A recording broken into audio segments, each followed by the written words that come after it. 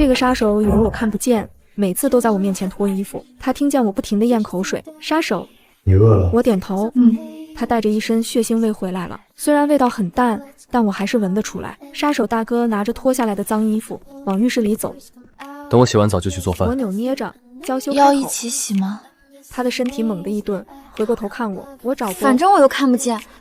我看得见。他甩下这句话，转身进了浴室。我叫温宁，是个孤儿。3年前，我被一家有钱人收养，但他家的孩子都不待见我，尤其是那个小儿子。他趁我不注意把我推下楼梯，头撞在台阶上，导致我双目失明。其实我并不是完全看不见，只是非常朦胧。为了活命，我一口咬定什么都看不见。出院后，家里把我安排到了一栋郊外的别墅，外加一笔巨款，任我自生自灭。我才懒得报仇，每天点外卖拆快递，小日子过得很滋润。没想到2周前的一个晚上，一个杀手突然闯了进来，他匕首横在我的脖子上，准备来一刀，但发现我是个瞎子后便没动手，只威胁我别说出去。于是我们2人开始了诡异的同居生活。他行踪不定，偶尔会帮忙做饭，但几顿饭怎么可能满足我？作为房东，我要给他点颜色看看。这天晚上，我蹲守在浴室门口，一想着他那充满诱惑力的身体。水声停了，杀手大哥围着浴巾走出来，热气弥漫，在我模糊的视野中，依旧能看出他宽肩窄腰的身材。啧，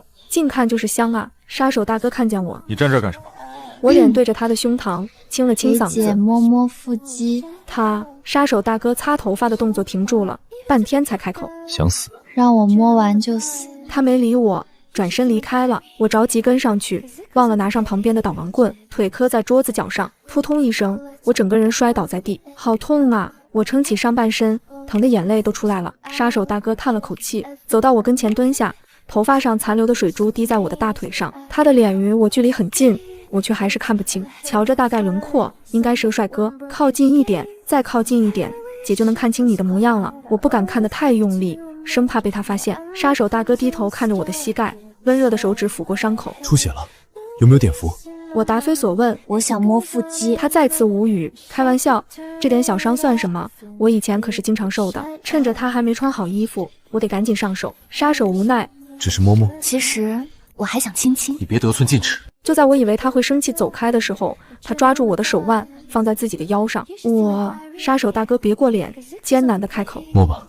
我一通乱摸，生怕他反悔。手上的触感又滑又嫩，肌肉分明。当我触碰到他的腰侧时，杀手大哥的身体轻颤了一下，他嗓音发涩：慢些，有点痒。我鼻血差点喷出来。我明明只是在摸腹肌，手上的速度慢了下来，他也不再颤抖。不知道是我动作太大，还是浴巾有自己的想法，他掉到了地上。杀手大哥迅速将肩上的毛巾甩到我的脸上，然后慌乱地捡浴巾。我明知无问。怎么了？他有些窘迫地回答：嘶哈，居然还有意外收获。早上醒来，杀手大哥已经出门了。我拿出藏起来的手机对到眼前，准备点个外卖吃。突然，别墅大厅的门被暴力撞开，紧接着有人叫唤：温宁，你给我出来！这破锣嗓子变成电音，我也能认得出来。陈宇飞，把我推下楼梯的凶手。我点着导盲棍慢慢走出来，他看到我后，开始像以前一样嘲讽道：还没死呢，我以为你都暴毙在这儿了呢，运尸体的车都开过来了。我懒得接话。你来做什么？陈宇飞直接冲到我面前，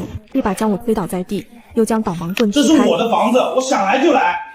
陈宇飞抄着抖，在大厅内转了一圈。我要收回这个房子，限你今天之内就给我搬出去。屋子就不用你打扫了，反正你碰过的东西我会全部扔掉。我垂眼看着地面，说：这房子是爸妈给我的，你没资格收回。陈宇飞冷哼一声，朝着地板上吐口水，吼道：那是我爸妈，你这个贱人算什么东西？赶紧给我有多远滚多远！说完，他头也不回地走了。夜晚降临，杀手大哥回来了，他好像有洁癖，一进屋就开始脱衣服。现在我也没心思去偷看了。杀手大哥换好衣服，见我一声不响地坐在床边，便问道：怎么了？半天不说话。一句怎么了，让我瞬间红了眼眶。从小到大，几乎没有人关心过我。我低着头，带着哭腔：大哥，你杀一个人要多少钱？你想干什么？我一抹眼泪，想问问你挣的多不多？我想借点钱。杀手大哥，你想借多少？看来是挣的不少。我想借。不对，我转念一想，借了钱还要还，我现在又没有工作能力，白白浪费别人的财产。我向后仰去，整个人陷进被子里。算了，不借了，你直接杀了我吧。尸体放着不用管，过几天会有人来收，你也另外找地方住吧。开白，我闭上眼，准备迎接自己的死亡。符也响了，腹肌也摸了，没留下什么遗憾。杀手大哥的脚步声越来越近，他好像在床边坐下了，我感觉到了床的凹陷。杀手大哥淡淡开口：告诉我发生了什么，给你摸腹肌。我疼得坐起来，我把事情的原委告诉了他，包括我眼睛的事。杀手大哥听完，语气平平：我知道了，你看我留在这里，明天应该就会被他们打死，出去应该会饿死。我心一横，所以再让我摸摸腹肌，然后你就杀了我吧。他看我兴奋的样子，有些不可置信。你死前就只想着摸腹肌，其实我还想滚床单。面对我的直白，杀手大哥再次沉默了。我试探：你能？他果断拒绝：不能，小气鬼！杀手大哥让我先别死，他没说原因，只把我扔进被子里，然后自己去洗澡了。一个杀手劝我活下去，这多少有点搞笑。虽然不知道他要做什么，但我还是悄悄打包了行李，卡里还有一些钱，能让我再苟活一阵子。第二天清晨，我被敲门声吵醒了，起初还以为是陈宇飞带人来赶我走。我挎上包，点着导盲棍准备离开，没想到这群西装大哥一见我就90度鞠躬，客客气气地把我请回来，还顺便给屋子做了个大扫除。西装暴徒秒变家政小哥，为首的男人走到我面前，笑着说：温小姐，我们老板买下了这栋房子，您可以安心的住在这里。我懵了，什么老板？哪来的老板？我怎么不记得我认识这么一个大人物？我疑惑地问道：你们老板是谁？西装男人：这个我不方便说。卧槽，老板大人，请受属下一拜。杀手大哥刚回来，就看到我疼的一声跪在地上，他的语气仿佛早有预料：你跪的是电视机，我故意的。面前的这位可是杀手集团的老板，我死也得抱上这条大腿。我夹起嗓子，在空气里乱摸：你在哪里？杀手大哥走过来，提着我的后领把我拎起来。我在这里。我趁机拉住他的手，极力推荐自己：老板，我愿意为组织赴汤蹈火，请您收了我吧。他的语气带着笑意：那你都会干什么？这个问题把我问住了。我想了想，说：您不是很喜欢洗澡吗？我搓澡搓得可好了，以后我来负责给您搓澡吧。杀手大哥：不需要，我愿意以身相许。杀手大哥：不需要，我干脆强买强卖，2选1，要哪个？面前这人沉默一会儿：搓澡吧。好的，我深吸一口气，手握搓澡巾走进浴室。以前看不清楚，现在终于可以近距离观赏了。结果，杀手大哥下身围了条浴巾，单手扶墙，背对着我。我撇撇嘴：浴室这么冷吗？非得围上个东西？我极力忍住想扯下他浴巾的欲望，轻声开口：我开始了哦。杀手大哥：我双手捏紧搓澡巾，卖力地搓起来。这个力度可以吗？可以。我埋头继续搓。不得不说，他作为一个杀手，背上竟然一点伤都没有，非常光溜，我是非常羡慕的。要知道，以前我经常被陈宇飞欺负，身上留下来很多大大小小的伤疤，夏天都不敢穿短袖短裤。我一边搓一边夸：老板，您的背可真滑啊，都没有伤，跟块瓷砖似的，而且您长得也高，我都感觉我在搓墙。我去，有点累，很久不运动，我这老胳膊老腿真是不经使唤。杀手大哥，累了就出去吧。我动作不停，哼哧哼哧的继续搓。那可不行，我得搓到您满意为止。温宁。杀手大哥突然转身，我来不及反应，一手按在了他的胸膛上。我们俩一时间都沉默了，我的关注点全在他的胸肌上。怎么说呢？这个触感又软又硬，还有个小凸点。我捏了捏，问：我能做吗？我被赶出来了。杀手大哥说，在他出来之前不准我进去，还锁上了门，所以我坐在床边等他。过了一会，杀手大哥洗完出来了，他看见我，第一句话就是回你房间去，又想赶我走。我躺下摆了个造型，声音充满暧昧：老板，选1送1，我可以的，不用联系我。杀手大哥直接无视我的邀请，大手把我拽下床，语气非常凶狠：我要睡觉，你赶紧走。睡个屁啊，这还不到8点。我不服气，这是我家。杀手大哥更有底气：现在是我家。好像是这样。我狗腿的90度鞠躬道：老板晚安，祝您做个好梦。我点着导盲棍，慢慢走到房门口。临关门前，我不由得叹气：老板，我发现我很会让别人愿意上床，就比如您，我一说话，您就准备睡觉了。他反应了一会儿，滚出去。回到房间后，我忽然听到了一阵陌生的手机铃声，顺着声音翻箱倒柜，找出一部老旧的按键手机，按下接听键，一个中年男人的声音传出来：喂，宁宁啊。好耳熟的声音啊，是我养父陈卫林。我回：晚上好，爸爸。好好，你在那边过得怎么样啊？挺好的，那就行。含蓄完了，他应该要进入正题了。手机那头的人轻咳了几声，声音犹犹豫豫。爸爸想去你那住几天可以吗？我愣了下，为什么呢？前些天我跟你妈离婚了，那怪不得。爸爸现在没地方住，身上也没有多少钱，所以想去你那边住一段时间。陈卫林不去找他2个儿子，倒来找我。对不起，爸爸，我淡淡的说，这房子已经另有主人了，您不能过来住。陈卫林一听立马急了，他吼道：另有主人？这怎么可能？你在骗我对不对？我没有骗您，您可以去问陈宇飞，他之前还想收回这个房子。宁宁，爸爸真的没音了。我拿下来一看，是手机没电关机了，充电器不知道放在哪里。算了，明天再找吧。我把手机扔回箱子里。3年前，经过亲戚的介绍，我跟着陈卫林来到陈家。在进入陈家的第1天，陈宇飞就把我拖进厕所，拳打脚踢，我全身带着伤，把这件事告诉了养母，但他却轻描淡写的找理由，说陈宇飞只是在闹着玩，只有陈卫林会多少护着我些。学校里，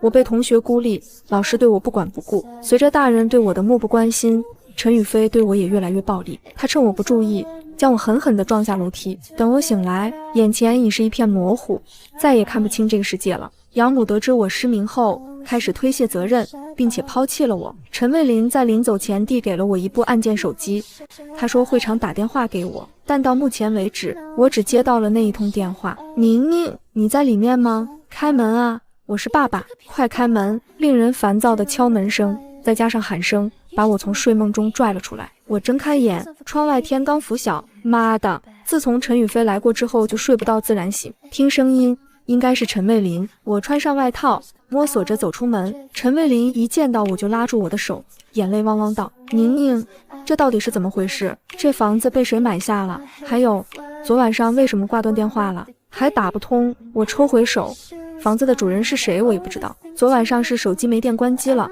所以打不通。陈卫林将我拥入怀中，双手有意无意抚摸我的后背。宁宁，你是不知道我最近过得有多惨，你妈都没给我生活费就把我赶了出来，还不让我跟你2个哥哥联系。陈卫林在我的肩膀上哭得鼻涕一把泪一把，我挣了挣，没挣脱，反正他就是来要钱的。我叹了口气，我这张卡里还有些钱，爸爸你先拿去用吧。一听到钱，陈卫林果然立马松开了我。里面有多少？应该不是很多。我将兜里的银行卡递给他，你去银行看一下吧，密码是后6位。好好。陈卫林把卡揣进兜里，又恋恋不舍地看着我身后的房子。我站在原地，双目无神地看着地面。爸爸，您尽快找工作吧，这些钱肯定花不了一辈子，您以后也别再来这里了。陈卫林收回目光，摸了摸我的脸，你把手机充好电，爸爸随时联系你。我低着头没回答。陈卫林走后，我回屋第一时间找出手机，抡起锤子就把它砸了。奶奶的，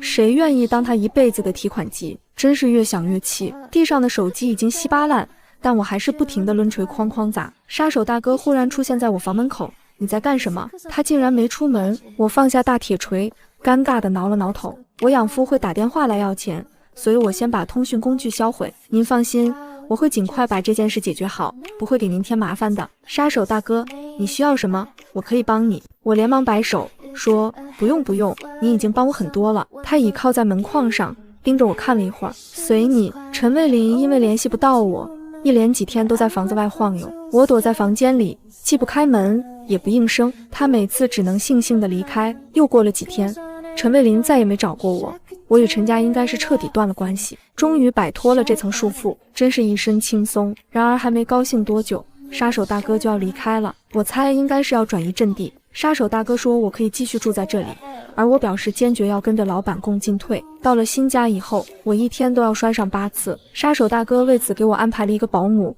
每天都牵着我走路，熟悉环境。我和保姆相处得不错，还从他口中知道了杀手大哥的姓氏。当他还想告诉我更多的时候，我迅速摇头，啥也不听。知道越多，死得越快，这规矩我懂。姐可是在杀手组织里混日子的人。这天晚上，我哼着歌，手脚麻利地给杀手大哥搓背。老板，舒服吗？他背对着我点头。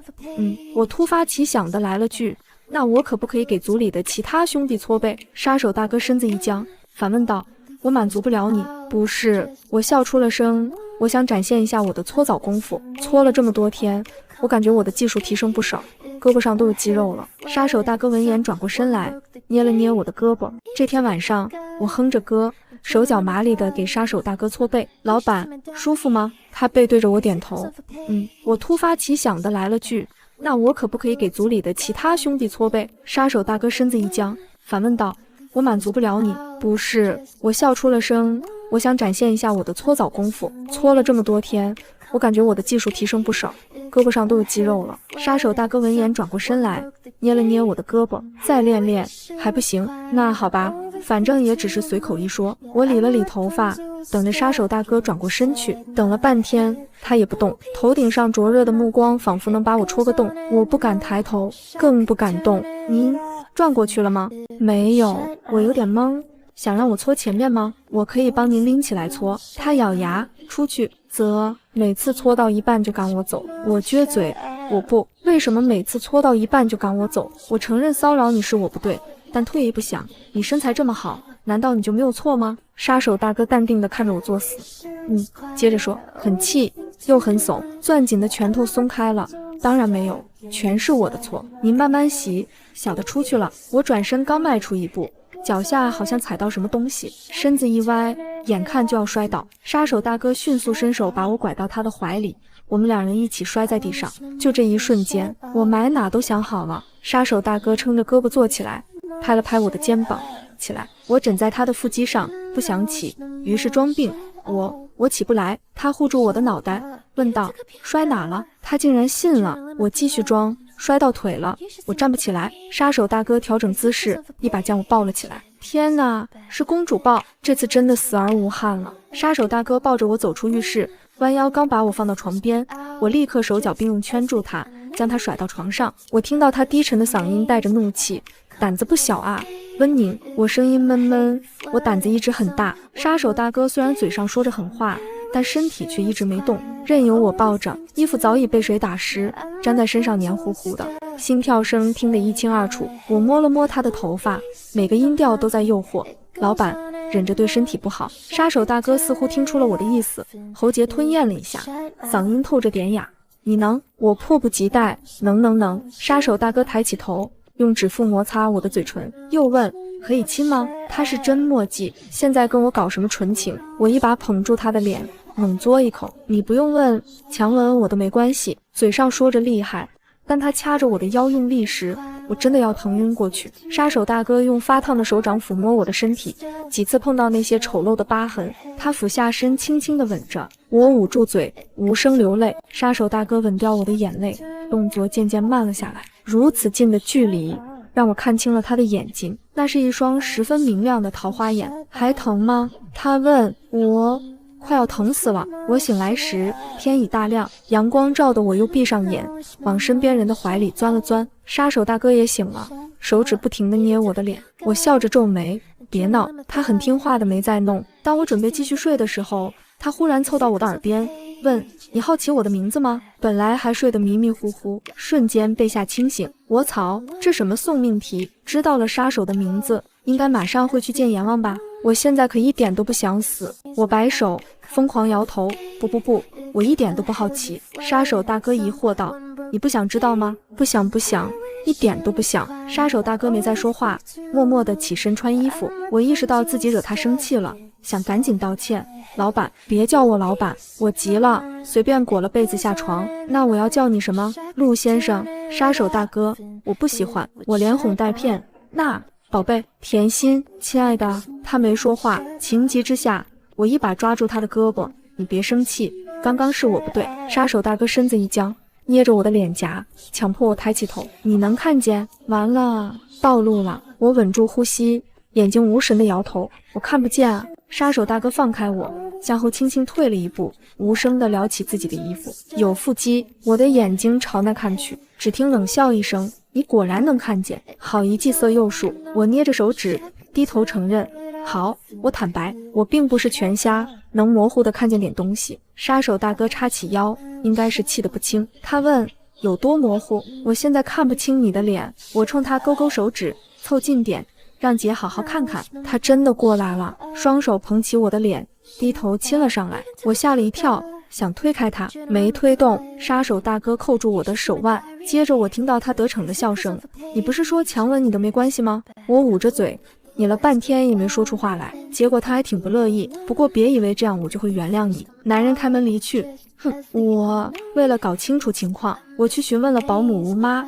得知了杀手大哥的真实身份，星环集团董事长 CEO。原来姐一直卑躬屈膝的地方不是杀手组织，而是如今的商业帝国。杀手大哥本名陆云宪，原是集团背后的实际掌权者。他在正式接管星环集团不久，遭到仇家跟踪，被泼了一身动物血，迫不得已逃到偏僻的郊外，然后躲进我的房子里。好在现在风波已经过去，坏人被绳之以法。真的是怪不得这个姓透露着一股霸总味。我一直以为他是杀手，不过谁让他一见面就拿着刀威胁我。晚上我正思考着该怎么跟他道歉，吴妈递了一部手机过来：“温小姐，陆先生打给您的电话。”说实话，我有点不敢接。我清了清嗓子，颤抖接过：“喂。”手机那头的声音沉稳低沉：“温宁，我今天早上不应该对你那个态度，对不起。”我手抖了一下：“啊，错的不是我吗？亲爱的，我也应该跟你说对不起的。我之前以为你是杀手，所以不敢告诉你我看得见。我当初也不该拿刀威胁你，对不起。那我们和好吧？”陆云宪笑着说：“你现在有空吗？想不想一块出来吃个饭？”这么一说，我意识到自己好久没接触外面的世界了，便回道：“好啊。”我让吴妈帮我挑选了一件外出的裙子，陆云宪派了车来接我。到了餐厅，我挽着陆云宪的胳膊到处张望，这地方是真豪华啊！虽然我只能看清灯泡散发出的光芒，面对端上来的肉排，我撒开架子大快朵颐。以前装虾的时候，吃个面条都得小心翼翼，等吃的差不了，陆云宪喝了口酒，郑重地说：“温宁，如果你只是把我看成一个睡觉搭子，我也会为我昨晚的行为负责。”噗！我差点被口水呛死，几条命啊！我敢把集团老总当床搭子。我擦了擦嘴：“老亲爱的，虽然我经常说一些虎狼之词，感觉不像正经人，但我没有那样想，我本来就挺喜欢你的。”陆云宪半信半疑，是喜欢我的腹肌还是喜欢我的人？什么话，把我看得也太肤浅了吧！我义正辞严：“当然是你的人了。”好吧，我两个都喜欢，都要他。我就知道我和陆云宪正式在一起了。可万万没想到的是，还没来得及享受荣华富贵，我就得跟着陆云宪参加各种大小宴会。每次一进入宴厅，我就感觉所有人的目光都投向了我们。不过整体氛围还是很好的。在一次小型宴会上，陆云宪被一群商业人士团团围住，我站在餐桌旁，一边吃东西一边静静听着。忽然一个人从旁边叫我：“温宁。”我下意识回头，一个高个子男人走到我跟前：“还记得我吗？”这声音我死也忘不掉。陈向阳，陈宇飞的哥哥，陈卫林的大儿子。我垂眼点头：“向阳哥，没想到在这里遇到你。”他说：“我们换个地方说话吧。”陈向阳拉着我到了一个四下无人的角落，问道：“听说你现在和陆总住在一起，关你屁事？”我点头：“那挺好啊，下辈子不用愁了。”我低着头没说话。陈向阳笑着抿了一口酒：“我知道你也很讨厌我，但我还是要跟你解释一下，陈宇飞之所以那样对你，是因为陈卫林喜欢你，你差点当上我和陈宇飞的小妈。”我一惊，全身的血液仿佛在倒流。陈向阳全然不顾我的感受，自顾自地往下说：“陈卫林以前经常半夜进你房间，你都没发现吧？我这里还有陈卫林录下来的影片，可惜你看不见。”他弯腰贴在我的耳边，冷冷地说：“要不要我发给陆总，让他看一看？”周围的光亮让我稳住呼吸，如果是在黑暗中，我估计会全身发抖。我问他：“你想干什么？”陈向阳往我手里塞了张卡片：“我希望你能常跟家里联系。”亲爱的，我被威胁了。晚上一回到家，我就把这件事告诉了陆云宪。陆云宪听后忍住了自己的怒火，冷静地说：“别怕，我来处理这件事。”我没怕，我还挺兴奋呢。我笑道：“原来变态就在我身边。”他安慰的手停在半空。我把手机和卡片递给陆云宪：“你帮我拨号，顺便开录音。我倒要听听这个崽种要干什么。”嘟嘟嘟，电话接通了。我听到陈向阳的死声：“你好，哪位？”特么还挺有礼貌。我一秒入戏，哭得抽抽搭搭。“向阳哥。”陈向阳的声音得意起来：“妹妹别哭，你只要乖乖听我的话，我不会怎么样的。”我吸了吸鼻子：“你想让我干什么都行，求你别把这件事告诉陆总，他会不要我的。”而一旁的陆总已经被我的演技征服，不可思议地看着我。我朝他抛了个媚眼：“陈向阳对我的回答很满意。首先，你先去劝说陆云宪，让星环集团跟我们公司合作，然后再凑3000万给我，还有一部分股份。陈向阳说了很多条件，一个比一个离谱。在他口中，我仿佛是一名无所不能的特工。在我连连的答应声中，陈向阳挂掉了电话。陆云宪一直在旁边听着，他熟练地找好律师，还给我准备了存折。几天后，我身上装着录音笔，来到了和陈向阳做交易的地方。全程我都在委曲求全，再三祈求陈向阳把影片给我。然而他就像电视机里的反派一样，给了我一份，又亮出另外一份。陈向阳说要用这个东西威胁我一辈子。他还把影片放给我听，我看不清楚画面，但里面确实有我的梦呓声，还有陈卫林粗重的喘息，听得我只想呕吐。最后陈向阳和陈卫林锒铛入狱，养母拉着陈宇飞来跟我磕头认错。他们跪在的那一刻，我翻了个大白眼。陈宇飞哭着跟我道歉，说我怎么打他，他都不会还手，一直打到我解气为止。可我只想送他去坐牢，不想脏了自己的手。就这样，天还没亮，陈氏企业就完蛋了。陈宇飞也因为故意伤害罪进去了。天下太平后，我郑重思考着现在我和陆云宪的关系。如今我可以光明正大地对着陆云宪发出骚扰，而他对我的某些行为也习以为常。我一凑过去，他就撅嘴等亲，太不值钱了，不如之前他装矜持的时候过瘾。我双手抱胸，溜达进浴室。陆云宪正在洗澡，他回头看了看我，笑道：要一起洗吗？我深深地叹了口气，拍拍他的大胸肌。姐喜欢你原先那个样子，又乖又纯情，还不给作。陆云宪低头亲我的动作停下了。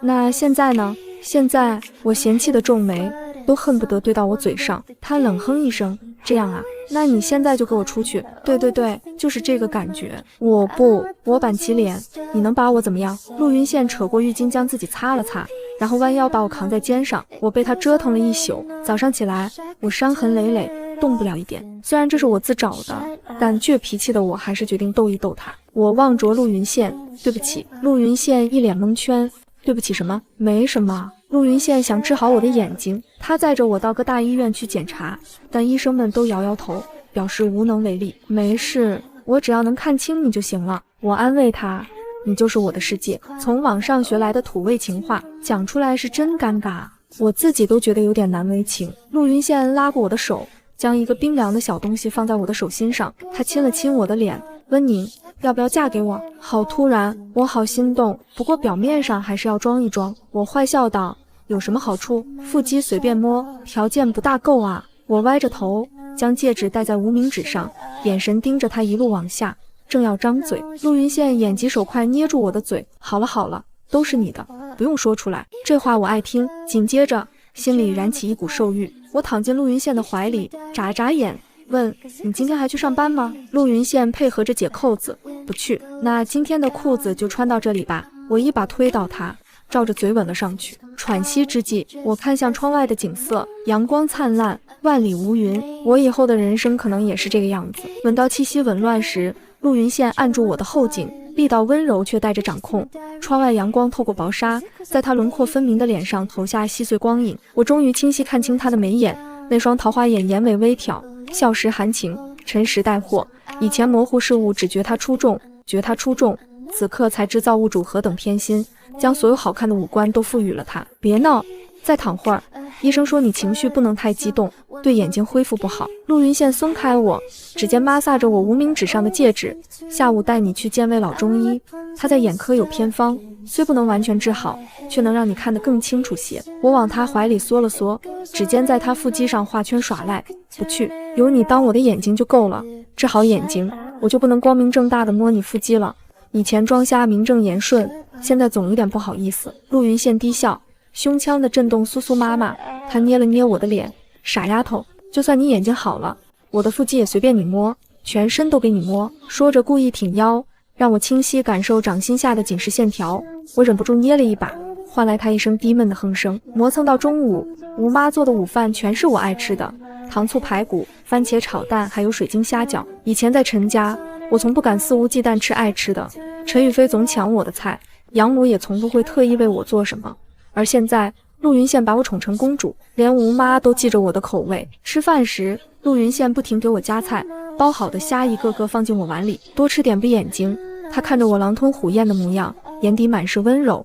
以后没人跟你抢，你想吃什么，我都给你买，给你做。我嘴里塞得满满，含糊应着，知道啦，陆总。见他皱眉，我立刻改口，亲爱的好老公，这样总行了吧？他才舒展眉头，擦去我嘴角酱汁，语气无奈又宠溺。这还差不多。下午，我们如约见到老中医。老中医头发花白，却精神矍铄，把脉检查后沉吟道：“小姑娘是外伤导致视神经受损，错过最佳治疗期，完全恢复很难。但通过调理和针灸，能改善视力，看清日常人与物。”陆云羡立刻追问：“只要能改善，多少钱？多麻烦我们都配合。”老中医点头，开了中药，并嘱咐每天来针灸1次，按时喝药，忌辛辣，不过度用眼，保持心情舒畅，坚持半年会有明显效果。此后，陆云羡再忙也会陪我去针灸。针灸时眼周酸胀难忍，我总忍不住皱眉掉泪，他就坐在身边紧握我的手，讲笑话转移我注意力。结束后会买我最爱的奶茶，温柔擦去我眼角泪痕。除了针灸喝药，他还陪我做眼保健操，热敷眼睛，晚上给我读故事书。以前我以为失明是毕生遗憾，如今却觉得正因失明，我才遇见陆云羡，这份遗憾反倒成了我最大的幸运。日子渐久，我的视力慢慢好转，从看清陆云羡的大致轮廓，到看清他的表情与眼底温柔，再到能清晰看书，看窗外花草。当我第一次看清镜中的自己，竟愣了许久，眉眼清秀，皮肤白皙，只是眼角有一道浅浅疤痕，那是当年被陈宇飞推下楼梯留下的。陆云羡以为我嫌弃疤痕，从身后抱住我：“宁宁，你很好看，不管有没有疤痕，在我心里都是最好看的。”我转过身扑进他怀里，眼眶发热。我知道有你在，我什么都不怕。视力恢复后，陆云羡带我去了很多地方，看湛蓝大海，赤脚走在沙滩上，任海浪轻拍脚踝；去碧绿草原，坐在草地上看日出日落，聊过去与未来。还去了不少城市，品尝美食，欣赏风景。每到一处，他都会给我拍很多照片，记录我们的美好瞬间。平静的生活中被打破。那天我们去商场，刚到门口就看到养母，她衣衫破旧，头发凌乱，早已没了往日光鲜。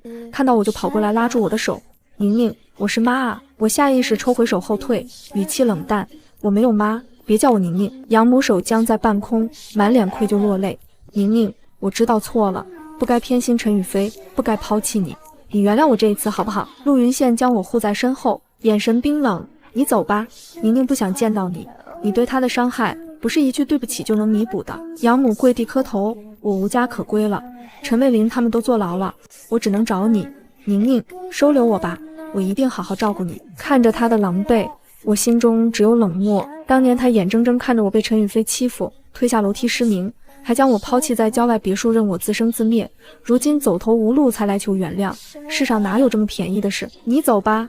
我语气平淡：“我不会收留你，也不会原谅你，你今天的下场都是咎由自取。”说完，我拉着陆云羡转身就走，身后养母的哭声再也打动不了我分毫。回到家，陆云羡看出我心情不好，将我抱在怀里，轻轻抚摸后背：“别难过，都过去了，以后有我在，没人能再伤害你，也不会让你想起不开心的事。”我靠在他怀里点头，心底的委屈与冷漠在他的温柔中慢慢消散。晚上，陆云羡做了糖醋排骨，开了红酒陪我吃饭。他举杯，眼神郑重：“宁宁，谢谢你出现在我生命里，谢谢你不放弃自己，愿意留在我身边。以前我以为人生只有杀戮和算计，遇见你，我才知道人生可以这么温暖幸福。”我也举杯与他相碰，含泪带笑：“该说谢谢的是我，谢谢你在我最绝望时出现，给我温暖、希望和家。如果不是你，我或许早已不在人世。”陆云羡，我爱你，我也爱你，宁宁。他放下酒杯，握住我的手，摩挲着我的戒指：“以后我们再也不分开，我会用一辈子呵护你，宠爱你，让你成为最幸福的女人。”那晚我们聊了很多，陆云羡讲了他的过去，小时候的经历，接管星环集团的艰辛，被仇家追杀的危险，还有当初躲进我别墅时的防备。我才知道，他看似风光，背后却承受着太多不为人知的痛苦。我抱着他心疼地说：“以后我陪你一起面对所有困难，再也不让你一个人承受。”陆云羡紧紧抱着我，声音沙哑：“好，我们一起面对，再也不分开。”视力完全恢复后，我报了绘画班，陆云羡每天陪我画画、提意见。我学着做饭，哪怕炒糊他也毫不犹豫吃完，还不停夸我我还找了份花店店员的工作，每天与鲜花为伴，日子充实快乐。陆云羡全力支持我，每天早晚接送我上下班，再忙也会抽出时间陪我。我下班晚了，他就拿着我最爱的奶茶在花店门口等我，接过我手里的东西，牵着我的手回家。有次，一位小姑娘买玫瑰时羡慕地说：“姐姐，你男朋友真好，每天都来接你。我也希望能遇到这样宠我的人。”我笑着点头，满心幸福。下班路上跟陆云羡说起，他笑着说：“我的宁宁这么好，我不宠你宠谁？会宠你一辈子。”转眼半年过去，陆云羡在我们初遇的郊外别墅给了我一场浪漫求婚。别墅里摆满我喜欢的鲜花蜡烛，墙上挂着我们的合照。他单膝跪地，拿出钻戒郑重告白：“温宁，从遇见你那天起，我就被你吸引。你活泼善良，照亮了我的人生，给了我温暖幸福。我不完美，但我会用一生爱你，呵护你。温宁，嫁给我好吗？”我含泪点头，我愿意。陆云羡高兴地将钻戒戴在我手上，紧紧抱住我，在我耳边反复说会好好对我。那晚我们留在别墅，回忆着相遇相知相爱的点点滴滴，过往的痛苦早已成为历史。后来我们举行了盛大的婚礼，陆云羡牵着我的手说：“温宁，往后余生，风雪是你，平淡是你，荣华是你，心底温柔是你，目光所至皆是你。”我笑着回应：“陆云羡，往后余生，我也是你，不离不弃。”婚后生活平淡而甜蜜，陆云羡依旧把我宠成公主，每天准备惊喜，